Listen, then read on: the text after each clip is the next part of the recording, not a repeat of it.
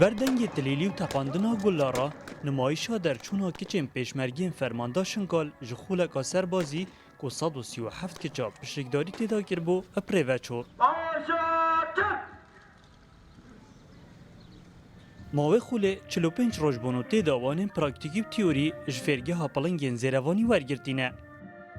وی ماه چوی 45 روزا کام آتینا مشقدان مفاهی زور لیوال گرتی اول دبیتا اگر که زور مهم بروک شری استفاده لبکن اف مشقوره هنانه دبیتا تحمل کردن لبرای که شری جماره که مازن جی کس و کارین در چوی آماده ای رو رسما ببون و هند جوان نشیان خورا گرن و روند که چاونوان تشی کربون.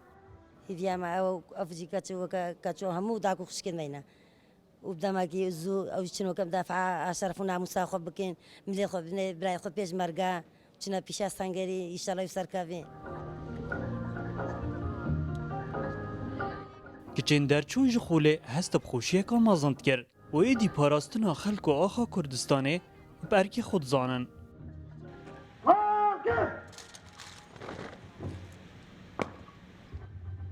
ملي برايت خوي بيش مرقا بنو مدافعة برايت خوي بقولوا خالك الكردستاني بقولوا خالك الشنغال بقول براسي مقلقت كيف غشنو وما في أميجنا خلقي خو هميت بشتراس بين أميت ولا خشكو داكت خو فكنو باو برايت خو أو فرمان بسر مدى هاتي وما قالك تعبديد. اوه 16 گر جی پیشمرگین فرماندا شنگاله در چون و سرجم وان بنه 8000 پیشمرگه لخولا ایکیه که چو جن تیدا بجداد بن. بوجارا ایکی دیروکا کردین ازدیدا که چو جنین وان دشیم بفرمی دناوا هزکی دا چکی راکن. پشتی و قناغی جی ایدی باوریه که مازن بوان چه بوه که دشین دورین خوب پارزن. نچیروان حسین رو داو. پیشا بیر.